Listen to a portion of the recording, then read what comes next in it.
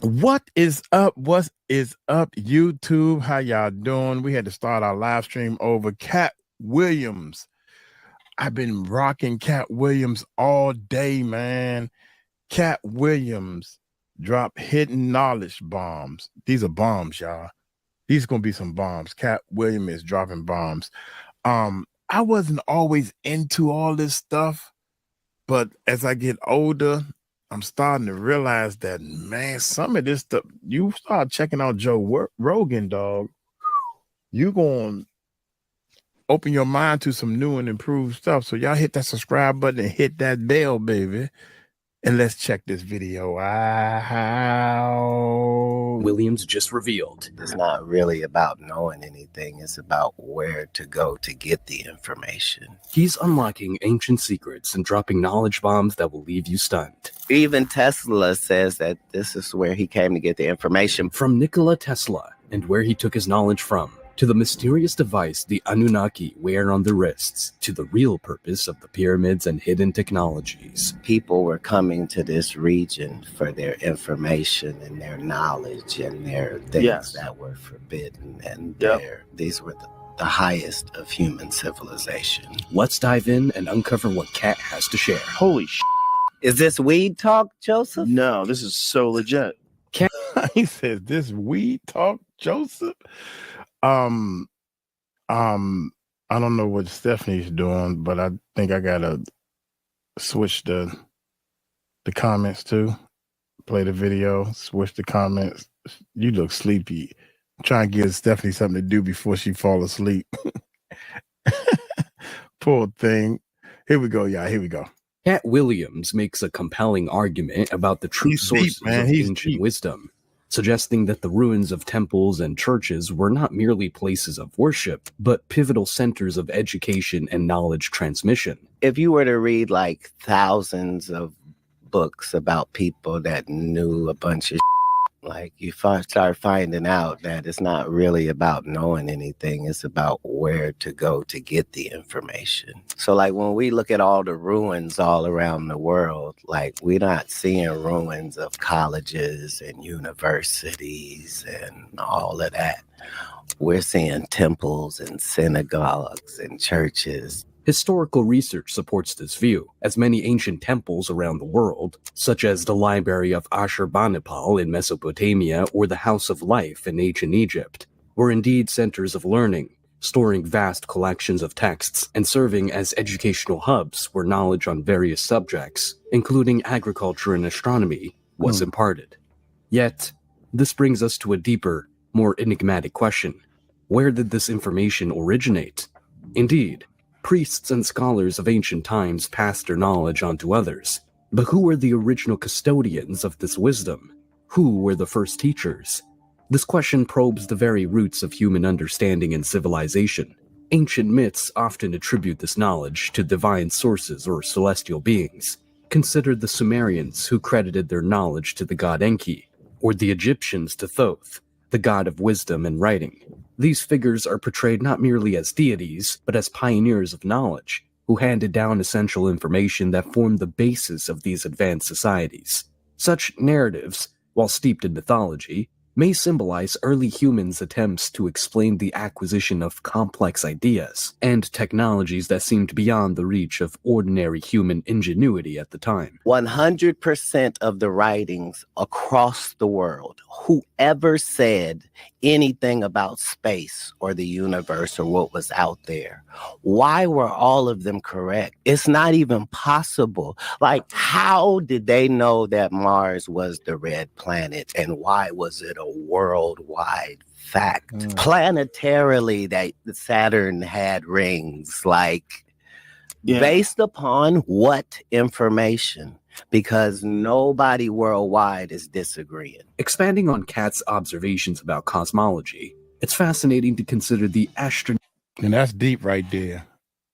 I mean, the rings and stuff, that's deep, because it's like nobody worldwide even questioned that. Everybody just said, boom. We assumed that we're good with the rings. Oh my God. Astronomical accuracy of ancient civilizations. For instance, the Dogon people of Mali have long been known for their detailed astronomical understanding, which includes knowledge of the Sirius star system that is remarkably precise. Scholars have debated how such precise knowledge could have been obtained without advanced technology. This aligns with Katt's suggestion that such detailed cosmic knowledge might have been imparted by advanced beings or through means not yet fully understood by modern science. Moreover, Katt points out the global consistency in ancient knowledge about planets like Mars and Saturn. This observation can be linked to ancient texts and artifacts. For example, the Sumerians, known as one of the first advanced civilizations, depicted planets in a way that remarkably aligns with modern astronomical data. The Babylonians, who inherited and expanded on Sumerian knowledge, had a sophisticated system of astronomy and could predict celestial events with great accuracy. These instances could suggest that ancient civilizations had access to a now lost compendium of astronomical knowledge. Or perhaps, as Katt implies, they were beneficiaries of knowledge from extraterrestrial visitors. This brings us to an intriguing theory supported by numerous proponents of the ancient astronaut theory, that knowledge of such precision and depth suggests a possible transmission from advanced, non-human sources. This theory, while controversial, is bolstered by the uncanny alignment of ancient knowledge with modern scientific findings. Let's get back to Katt Williams and try to understand where he wants to take us. Even Tesla says that this is where he came to get the information. But if you follow that information pathway, it leads you to this character called Thoth. And the emerald tablets of Thoth are literally mind-changing and mind-blowing. This dude, I'm letting y'all know now, man, I'm kind of scared of Katt Williams because he was reading books. I'm talking about deeply reading books at 3 and 4 years old. Now, he might have stretched the truth about how many books he was reading, but I think Katt Williams is the most brain library dude walking around on Earth today. He's Discussion between Katt Williams. Oh, I'm sorry. I thought you was going to say something. No, yeah, and I was just going to say he's definitely a very, very intelligent man. He's intelligent on so many levels of understanding wisdom. It's not like, okay, you got some gray hair, so I got a little wisdom as far as life and how these kids should grow up and respect their mother and all this stuff that's kind of normal. It's a wisdom of where this wisdom is coming from. Like, he knows, man, when I say he deep, it's scary how deep he is. Here we go. Williams and Joe Rogan touches upon the intriguing and mystical Emerald Tablet, attributed to Hermes Trismegistus, a legendary figure blending aspects of the Greek god Hermes and the Egyptian god Thoth. The Emerald Tablet, also known as the Tabula Smaragdina, is a compact, cryptic text highly regarded in the fields of alchemy and Hermetic philosophy. The Emerald Tablet, also known by its more arcane name, the Tabula Smaragdina, is not just any ancient document. It is a portal to profound truths and alchemical secrets. The origins of this compact and cryptic text are veiled in the mists of time, with the first known appearances in Arabic sources from the 8th or 9th century. Yet, its influence rippled through the centuries, captivating the minds of European alchemists during the medieval period when it was translated into Latin. The tablet's opening line, "As above, so below," resonates with an otherworldly wisdom, suggesting a deep correspondence between the heavens and the earth, the macrocosm and the microcosm. This principle of correspondence implies that by understanding the small, we can grasp the mysteries of the large, and vice versa. Wait a minute, y'all. Wait a minute. I'm going to have to get... Oh, my God. We're going to need... Hey, I'm letting y'all know right now. We're going to need some headphones for this one. Them little computer speakers ain't getting it for me. So give me a second while I untangle the spaghetti. But one of the things I'm realizing is this is so deep that is actually explaining some theory of how some people think and why they think that way. It's starting to explain why you're in the place you're in right now. So let me plug these headphones up. I can't find the hole, Murph. There's too many wires over here. I can't find the hole. Can't find the hole, man. Put some hair around it. Here we go. Beckons us to see the universe as a vast, interconnected web where each part reflects the whole. The content of the Emerald Tablet is a series of arcane aphorisms that hint at the processes of transformation and the unity of all existence. It speaks of the one thing, the primal substance from which all things emanate and to which all things return. This one thing is described as having the power to perfect the imperfect and transform the base into the sublime. There we go. A core tenet of alchemical practice. One of the more tantalizing passages reads, "Its father is the sun, its mother the moon. The wind carries it in its belly. Its nurse is the earth." This allegorical language suggests a cosmic process involving celestial and terrestrial forces, a dance of elements that leads to the creation and transformation of matter. For alchemists, this was not merely about turning lead into gold, but about achieving spiritual enlightenment and unity with the divine. Katt Williams mentions the fascination that even Nikola Tesla, the visionary inventor, had with such esoteric texts. The idea that Tesla might have drawn inspiration from these hidden sources only adds to the tablet's allure. It hints at a wellspring of advanced knowledge, couched in metaphor and symbol, accessible only to those who can decode its secrets. The Emerald Tablet is part of a larger body of work known as the Hermetica. These texts are divided into two main groups: the technical Hermetica, encompassing writings on astrology, alchemy, and magic, and the religio-philosophical Hermetica, which delves into mystical and philosophical discourses. Together, they form the foundation of Hermeticism, a tradition that has influenced countless esoteric and mystical schools of thought. The tablet's mysterious power lies in its ability to inspire endless interpretation and speculation. It suggests a hidden path to knowledge, a secret alchemical process that can transform the seeker both materially and spiritually. For those drawn to the occult and the mystical, the Emerald Tablet is a cipher waiting to be unraveled, promising profound insights and perhaps enlightenment. It's given in first person, and that's not possible. The things that are being said are impossible. Enough time has passed, though, that it's not like that. He literally says, hey, there's a spaceship on Earth, and this is where it is. Ever wondered what that necklace Katt Williams was wearing in all those super viral interviews actually signifies? It's not just a striking piece of jewelry.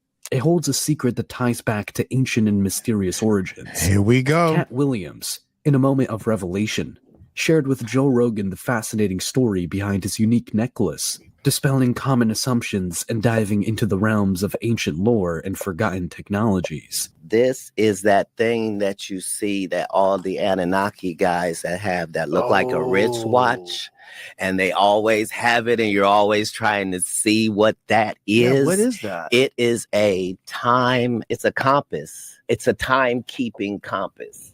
As Katt Williams and Joe Rogan peel back the layers of ancient mysteries, we are drawn further into the enigmatic world of the Anunnaki and their astonishing technologies.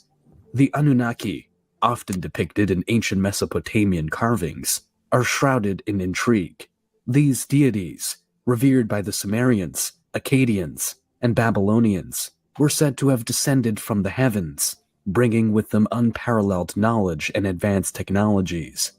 One of the most perplexing aspects of Anunnaki depictions is the enigmatic watch device frequently seen on their wrists. Scholars and enthusiasts alike have puzzled over this artifact. The thing that tripped me out, now I can't hear because I got these headphones on, but we'll do this. The thing that tripped me out is let's back up a little bit. Wait a minute. Right there. These ancient drawings years and years ago, these people got a watch on their wrist And that's what we do. So how did we know to put a timekeeper on our wrist? Is this where this come from? I think, yeah, I don't think that was a watch per se. I think it was it was something they wore. It was more like a crest than Jewelry? Maybe just jewelry? yeah. It was jewelry. Yeah. Back then they used, that's when like the sundials and stuff like that. So Right, but the sundial was a timekeeper. No?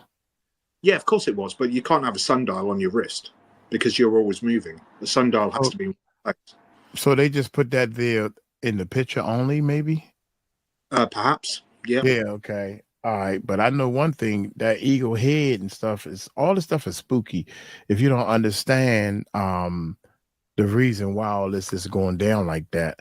I need the headphones to hear you, but I can't hear myself, so it sounds like I'm not loud enough or something. But here we go. This is You interesting, sound man. fine, mate. You sound fine.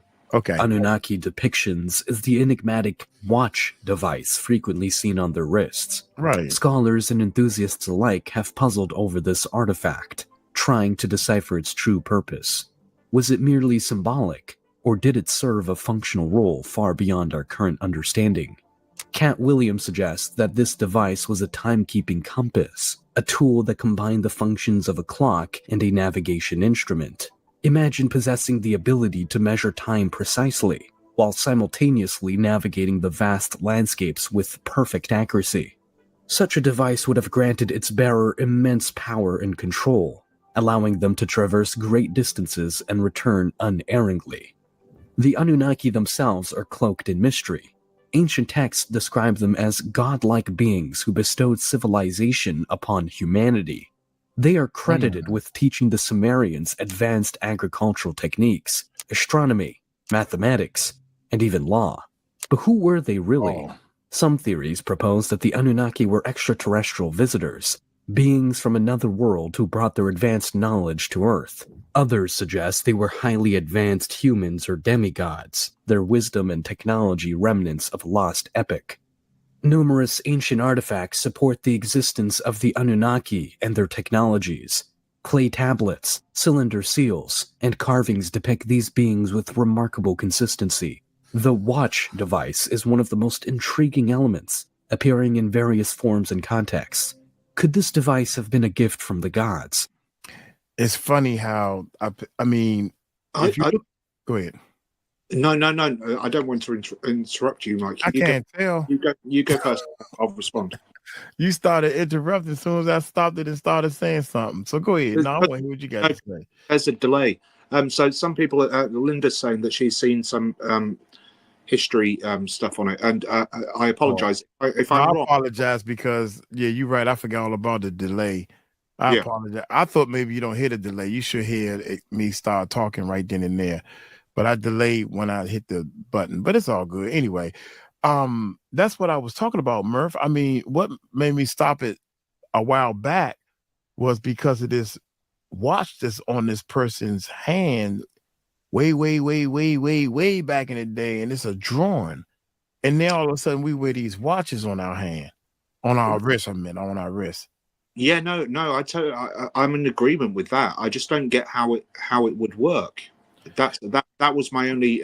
Who cares how it worked? Because that's not for us to know back then. I mean, it was it's almost like it worked with the sun / the magnet of like a compass / it was. I mean, dude, it was something bomb diggity from the other gods from back in the day.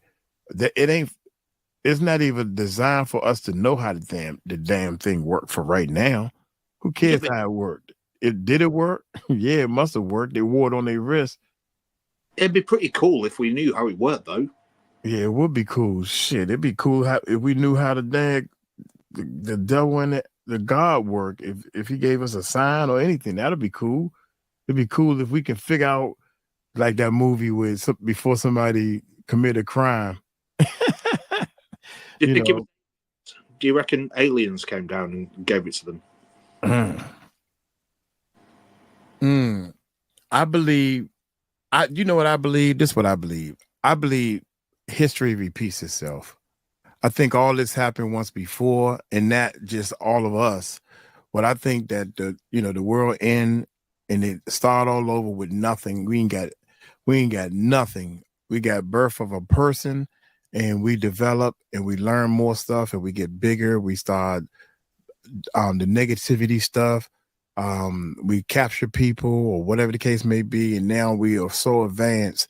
Technology is getting better and better, and then all of a sudden we end up. Technology is so good that we are going to be our own enemy, like iRobot. But what gets me is we're so technologically advanced as a human race now. Right, we're so advanced that our greed comes out. But we still can't. We still don't know for sure how the pyramids were built.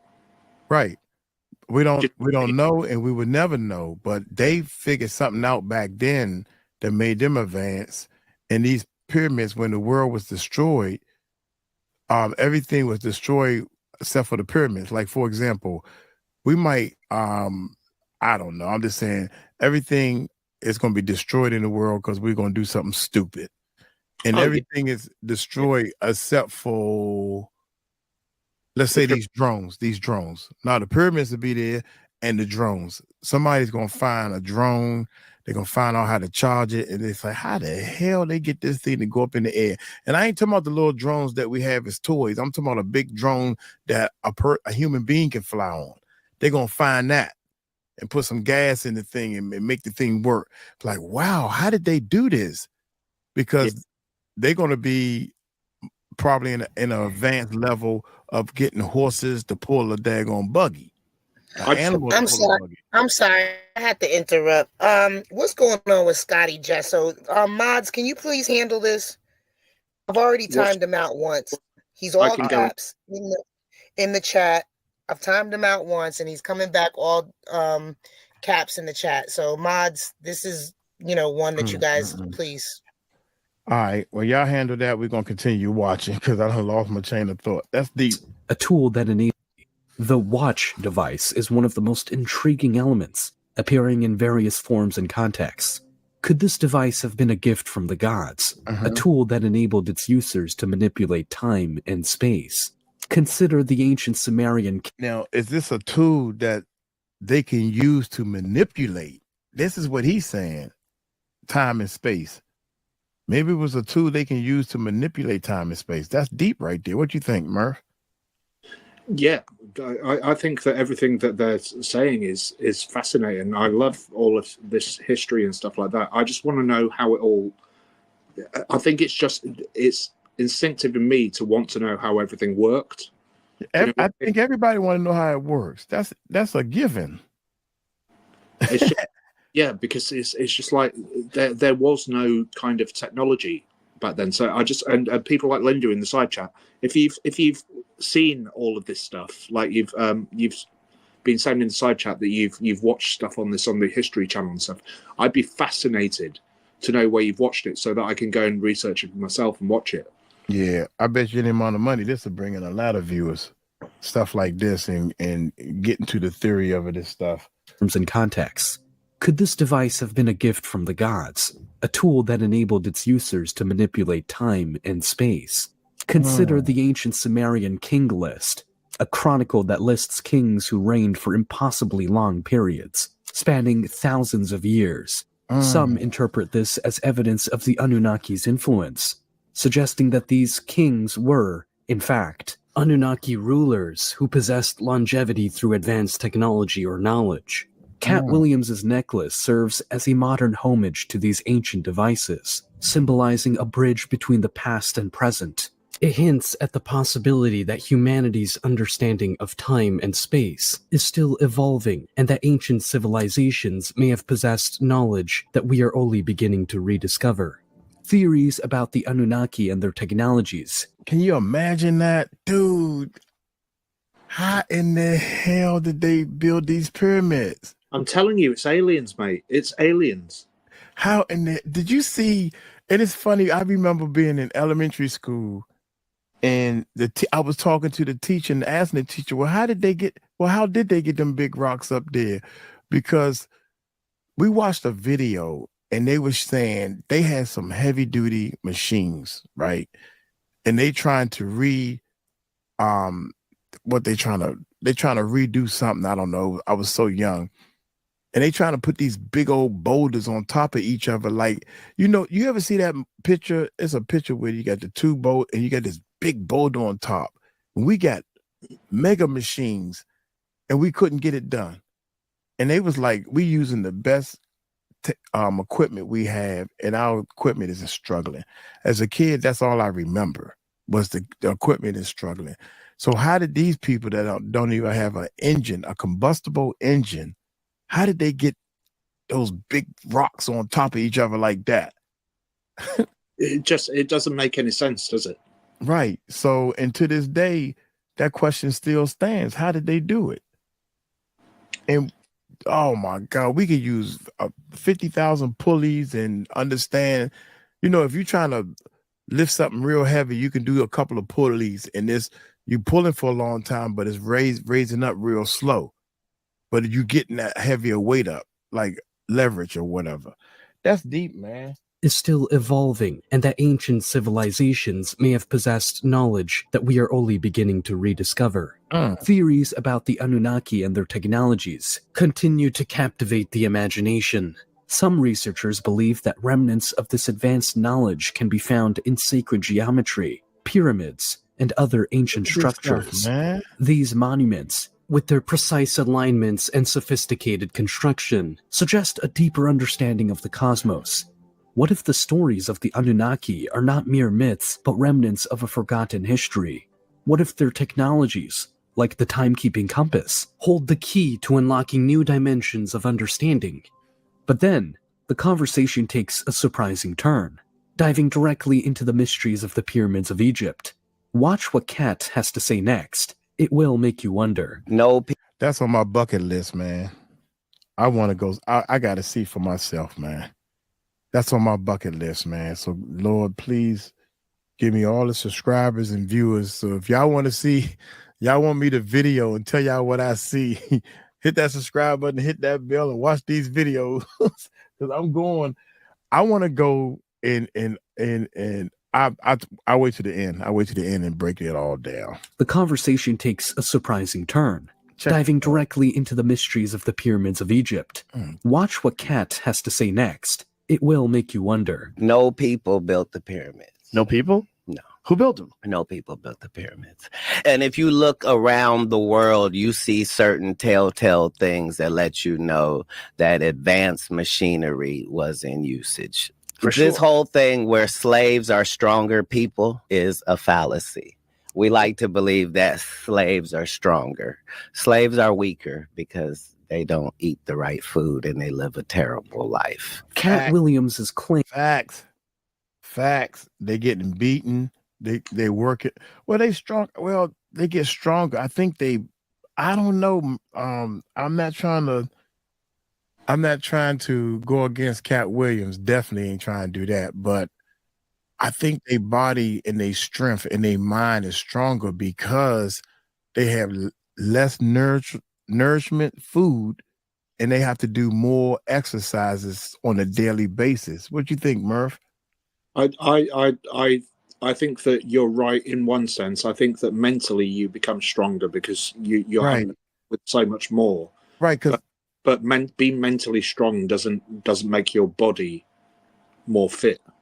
No, well, it's I saw this thing where you exercise your muscles. But if you exercise your muscles and you're picking up 100 pounds, you just keep working out with 100 pounds. If you put 101 pounds on there, then your brain gets accustomed to the 101 pounds and the 102. Next thing you know, you lifting 1,000 pounds. And this is facts. That's what the guy said. But if you just go and your brain is not used to telling the muscles what to do and what not to do, you would never be able to lift 1,000 pounds. That's what the guy was saying. And there's stories of people out there lifting cars up and stuff. Right, because they have trained their mind and their muscle and they ate right and everything. But I'm not saying I'm right on everything. I'm agreeing with half with you. I think that right. I think But that's as a slave, if your life is 5 or 6 years of being beaten and working, your body, I don't know, I don't think that, I think yeah, that, but right, but put it into perspective though, Mike. Do you think that as mentally strong as those people must have been, and I have total empathy or sympathy or whatever word you want me to use with them, do you think that they could lug bricks up to the top of those pyramids? yes, I think so. I think they could, because your first brick is not that big. You keep then you keep, you know what I'm saying? You got 10 people, you got 20 people. You saw the daggone how many they had pulling. Look at it. You got people pushing, and then they know they got to get this done, or they're gonna get their butts whipped. Look at it, you know what I'm saying? And it's like, Yeah, well, drawing though. That's a drawing. That's not real life. It's not. no, it's a, come on, man. We talking about the drawing, okay? Dang on, Murph. Okay, let's get back to it. Here we go. We like to believe that. But even though it's a drawing, but it's a drawing of what happened. They had slaves trying to, and they, but I'm not in any way, shape, or form saying that there weren't slaves that were made to do things there. That's not what I'm saying at all. I'm saying that I don't believe the condition of those pyramids and how they were built. I don't believe that was man-made. Me neither. Me neither. But Yeah. I'm saying that my fact is what Katt Williams is ruling out is wrong. He ruling out that slaves wasn't strong enough to do that. Oh, no. Yeah, no, I agree with you there. No, right. I think the drawing is telling you, if you're trying to pull this big rock up a hill, if all you ain't got all this schooling or anything, you got, I don't know, 100 slaves trying to pull this rock, and they can't do it. Tried it again, they can't do it. So let's try. We're gonna get this rock up there. Instead of 100 slaves, let's get 1,000 slaves, and they'll pull it up there. It's the point I'm making. Can I just give a shout out to my sister for putting that banner up there as well? Most definitely. Shout out to your sister. Okay, let's keep going. Slaves are stronger. Slaves are weaker because they don't eat the right food and they live a terrible life. Katt Williams' claim that no ordinary people built the pyramids opens a door. What was that? Is that in the video?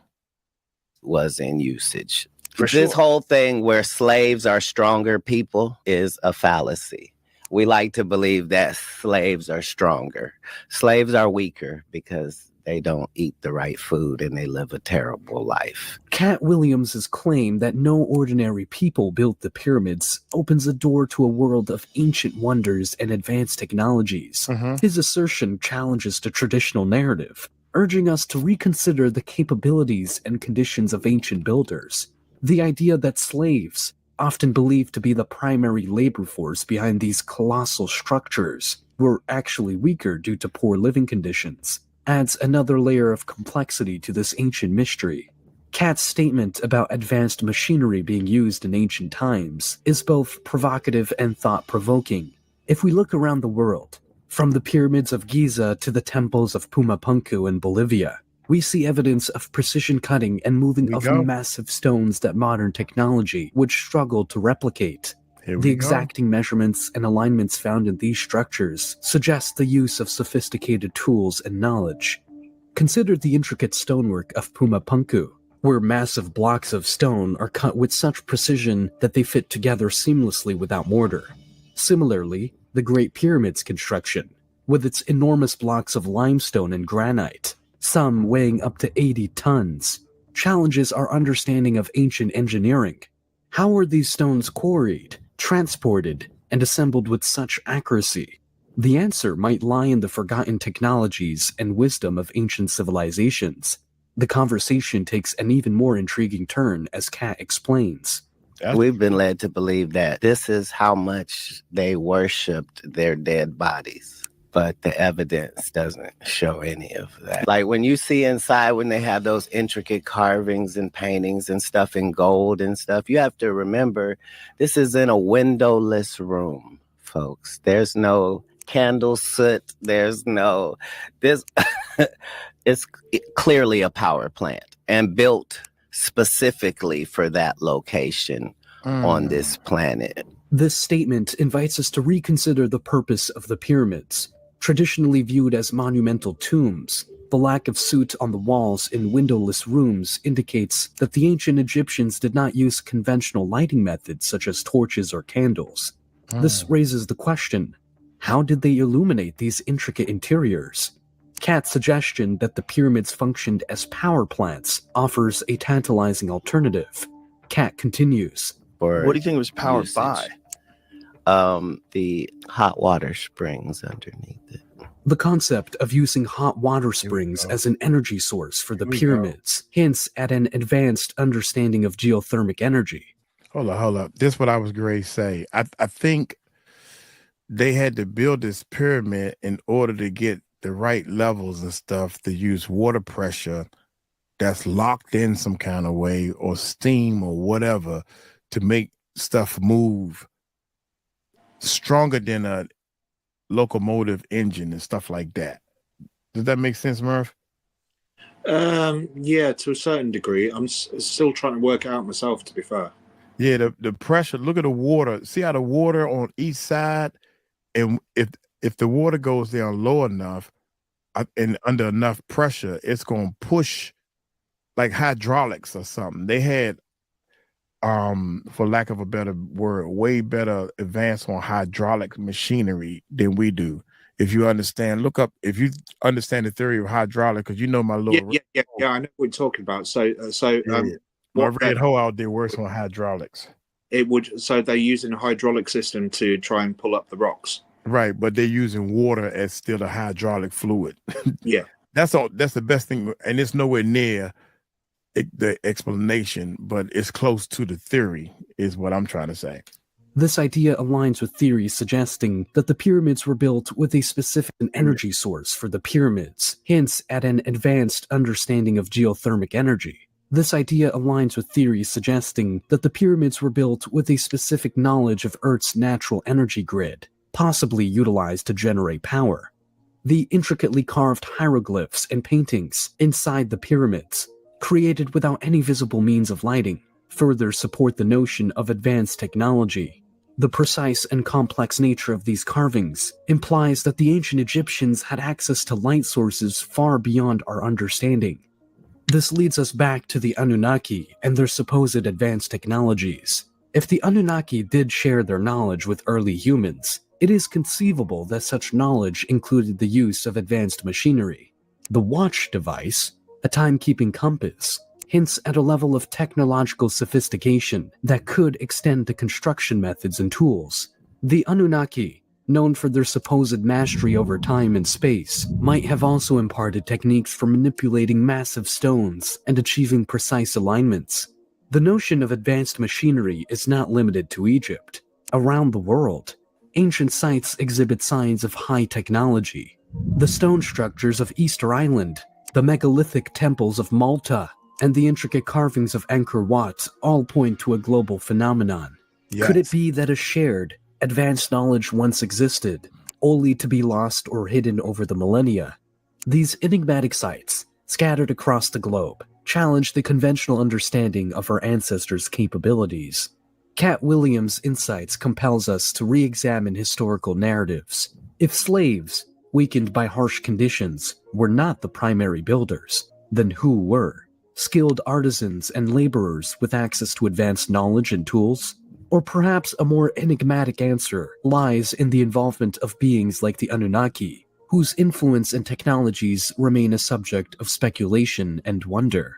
In conclusion, whether we're exploring the Anunnaki, the pyramids, or any of the countless ancient mysteries and hidden technologies, one thing is crystal clear: everything stems from a deeper source. Be it the vast expanse of the universe, or an intelligence beyond our comprehension, something profound underlies our reality and breathes life into it all. I call this source God. Throughout history, across different cultures and civilizations, humanity has been in a relentless pursuit of something greater. This quest for understanding, inscribed in our very essence, unites us all. Ultimately, all these paths, no matter how diverse or ancient, lead us to the realization of God, the ultimate source of all knowledge and existence. The greatest trick is to make us believe that people back then were dumber and we're smarter. Right. And that whole thing is a fallacy. Yeah, that's definitely not real. Oh my goodness. We got to do this one right here, man. That's crazy. And a lot of times when Katt Williams speak, he says things about like the whole trick is to make you believe that this didn't happen. And you be like, wow. The whole trick is to make you believe that we a lot smarter than our ancestors back in the day. But it sure is funny how they had home remedies to make us well, and we got to go to a doctor. The first thing you need to go to a doctor. And I'm like, what makes you think a doctor knows better than me? That's crazy, man. So look here, man. We're going to get on up out of here. Hey, that's on my bucket list, man. I want to see some of this stuff, and I want to get the understanding from the people that are tours or the people that's around this type of stuff every day. I just want to talk to them and see what their input is, because everybody think they know it all. Lord have mercy. Everybody think they know it all. I'm going to get on up out of here, man. Hey, y'all take it light, take it slow. Tell them Uncle Mike told you so. Peace out.